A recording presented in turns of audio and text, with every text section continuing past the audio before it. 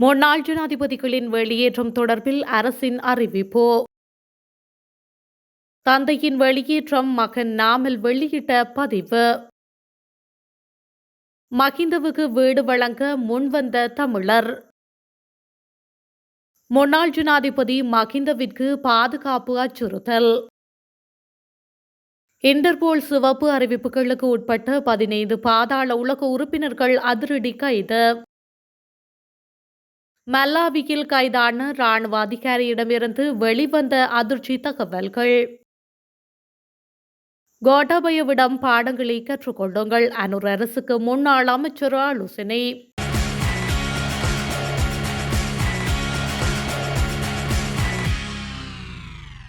அரசாங்க வீடுகளில் இருந்த முன்னாள் ஜனாதிபதிகள் நாடாளுமன்றத்தில் ஒரு சட்டம் நிறைவேற்றப்பட்டு வெளியிடப்படுவதற்கு முன்பு சென்றிருக்க வேண்டும் என்று தொழில்துறை மற்றும் நிறுவன மேம்பாட்டு அமைச்சர் சுனில் ஹிந்துன்னெத்தி நாடாளுமன்றத்தில் கூறியுள்ளார். பொது நிதியை கொள்ளையடித்ததற்காக அவர்கள் வெட்கப்பட வேண்டும் என்று கூறிய அமைச்சர், மக்களின் அனுதாபத்தை பெறுவதற்காக அவர்கள் இப்போது பல்வேறு கதைகளை சொல்கின்றார்கள் என்று கூறியுள்ளார்.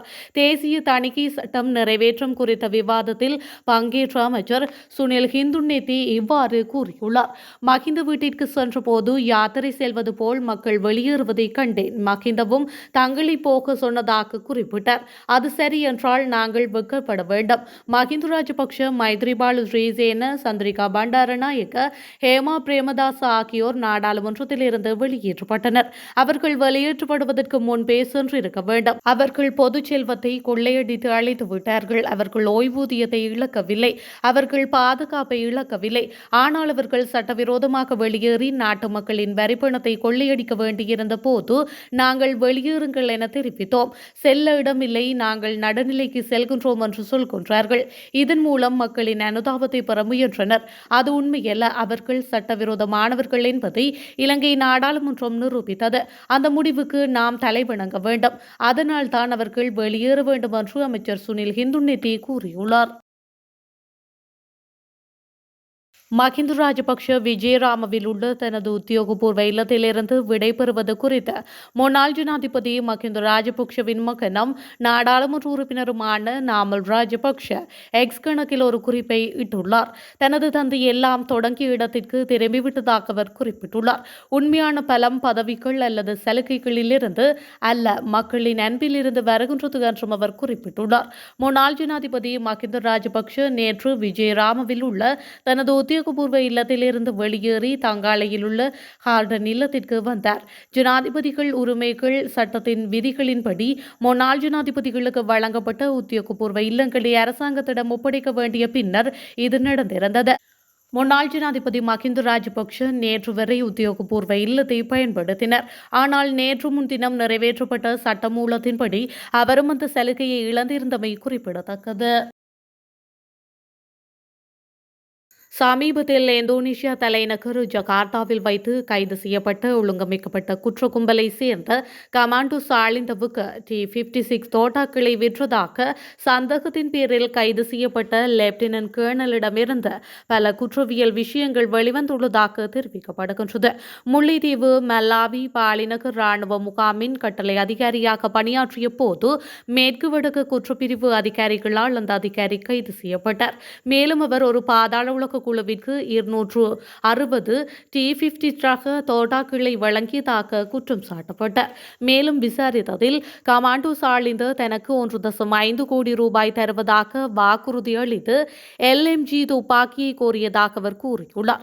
இருப்பினும் லெப்டினன்ட் கேர்னல் அதை வழங்க முடியாது என்றும் கமாண்டோ சாலிந்து தன்னிடம் 2 கிளேமோர் குண்டுகளை வழங்குமாறு கோரியதாகவும் கூறியுள்ளார். பல்வேறு காரணங்களுக்காக ராணுவ சேவையிலிருந்து நீக்கப்பட்ட மற்றும் தலைமறைவான உறுப்பினர்களின் விவரங்களை இந்த ராணுவ அதிகாரி கமாண்டோ சாலிந்தவுக்கு வழங்கியதாகவும் சமூக ஊடகங்கள் மூலம் அவர்களை ஒன்றிணைத்து ஒரு தனிக்குழுவை உருவாக்கியதாகவும் தெரிய வந்துள்ளது. இந்த ராணுவ அதிகாரி 2 கிலோமோர் குண்டுகளையும் குற்றவியல் கும்பல் உறுப்பினர்களுக்கு வழங்கியதாக பாதுகாப்பு படையினரிடையே சில சந்தேகங்கள் உள்ளன. இந்த ராணுவ அதிகாரி அதிக அளவில் குடிப்பழக்கம் கொண்டவர் என்றும் அடிக்கடி இரவு விடுதிகளுக்கு செல்வது வழக்கம் என்றும் தெரிய வந்துள்ளது. முன்னாள் ஜனாதிபதி மஹிந்த ராஜபக்ஷவிற்கு கொழும்பில் வீடுகளை வழங்க தமிழர் ஒருவர் உட்பட நால்வர் முன்வந்துள்ளதாக ஸ்ரீலங்கா பொதுஜன பெரமுனவின் முன்னாள் ராஜாங்க அமைச்சர் லக்ஷ்மன் யாப்பா அபேவர்த்தன தெரிவித்துள்ளார். இந்த வீடுகள் கொழும்பு 7 ரோஸ்மீர் பிளேஸ், வாட்டு பிளேஸ் உட்பட 2-3 பகுதிகளில் அமைந்துள்ளதாக அவர் குறிப்பிட்டுள்ளார். அத்துடன் குறித்த 4 வீடுகளில் ஒன்றை பார்க்க வருமாறு தனக்கு அறிவிக்கப்பட்ட போதிலும் தான் இன்னும் செல்லவில்லை என்று லக்ஷ்மன் யாப்பா குறிப்பிட்டுள்ளார். மேலும் மஹிந்த ராஜபக்ஷவுக்கு கொழும்பில் வீடுகளை வழங்க வேறு சிலர் முன்வந்துள்ளதாக தனக்கு தகவல் கிடைத்துள்ளதாகவும் அவர் தெரிவித்துள்ளார். இந்த நிலையில் மஹிந்த ராஜபக்ஷ கொழும்புக்கு திரும்புவாரா என்பது குறித்து இன்னும் ஒரு குறிப்பிட்ட அறிக்கையை வெளியிடவில்லை என்றும் தேவைப்படும் போது கொழும்புக்கு திரும்புவார் எனவும் லக்ஷ்மன் யாப்பா அபேவர்த்தன கூறியுள்ளார். ஜனாதிபதிகளின் சிறப்புரிமை ரத்து சட்டம் மூலம் நிறைவேற்றப்பட்டதை தொடர்ந்து மஹிந்த ராஜபக்ஷ கொழும்பில் உள்ள விஜயராம உத்தியோகபூர்வ இல்லத்திலிருந்து நேற்று வெளியேறியமையும் குறிப்பிடத்தக்கது. பாதாள உலக குழு செயற்பாடுகளை இல்லாதொழிப்பது தொடர்பில் முன்னாள் ஜனாதிபதி கோட்டாபய ராஜபக்ஷவிடம் பாடம் கற்றுக்கொள்ள வேண்டும் என முன்னாள் அமைச்சர் SP திசாநாயக்க தெரிவித்துள்ளார். கோட்டாபய ராஜபக்ஷ பாதுகாப்பு செயலாளராக கடமையாற்றிய காலத்தில் அவர் பாதாள உலக குழு செயற்பாடுகள் மற்றும் போதைப்பொருள் முற்றும் முழுதாக இல்லாதொழித்தார் என அவர் சுட்டிக்காட்டியுள்ளார். பாதாள உலக குழு படுகொலையை இல்லாதொழிப்பது எவ்வாறு என்பதை கோட்டாபய நாட்டுக்கு செய்து காட்டினார் என குறிப்பிட்டுள்ளார். மிகவும் கடுமையான முறையில் அவர் இந்த நடவடிக்கையை மேற்கொண்டார். அவர் எவ்வாறு இதை செய்தார் என்பது குறித்து பாடங்களை கற்றுக்கொள்ள முடியும் என அவர் தெரிவித்துள்ளார். போர், பாதாள உலக குழு மற்றும் போதைப்பொருள் என்பவற்றை இல்லாதொழிப்பதில் கோட்டாபய சிறந்த தலைவர் என அவர் குறிப்பிட்டுள்ளார். எனினும் கோட்டாபய ராஜபக்ஷ இந்த நாட்டில் மிக தோல்வியடைந்த ஒரு ஜனாதிபதி எனவும் அவர் நாட்டை சாப்பிட்டார் எனவும் SP திசாநாயக்க தெரிவித்துள்ளார். முன்னாள் ஜனாதிபதி மஹிந்த ராஜபக்ஷ உத்தியோகபூர்வ இல்லத்தை விட்டு தங்கள் ஹால்டன் இல்லத்தில் வசிப்பது அவரின் பாதுகாப்புக்கு பெரும் அச்சுறுத்தலாகும் என மஹிந்த ராஜபக்ஷவின் ஊடக பேச்சாளர் சட்டத்தரணி மனோஜ் கமுகே கூறியுள்ளார். வீட்டுக்கு செல்லும் சந்தர்ப்பத்தில் விஜயராம மாவட்டத்தில் அமைந்துள்ள வீட்டிற்கு அருகில் ஊடகவியலாளர்கள் கருத்து தெரிவிக்கும் போது அவர் இதனை தெரிவித்துள்ளார். தொடர்ந்தும் பேசிய அவர், பாதுகாப்புக்கான அனைத்து பொறுப்புகளையும் அரசாங்கம் ஏற்க வேண்டும். விஜயராம இல்லத்தை தேர்ந்தெடுத்தது இடவசதிக்காக அல்ல.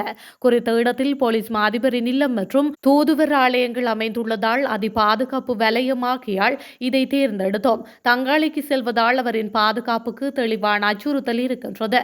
மஹிந்தவின் பாதுகாப்பை குறைத்து வீட்டை விட்டு அனுப்புமாறு தமிழீழ விடுதலை புலிகளின் ஆதரவாளர்களான புலம்பெயர் தமிழர்கள் அரசாங்கத்திற்கு அறிவித்திருக்கக்கூடும்.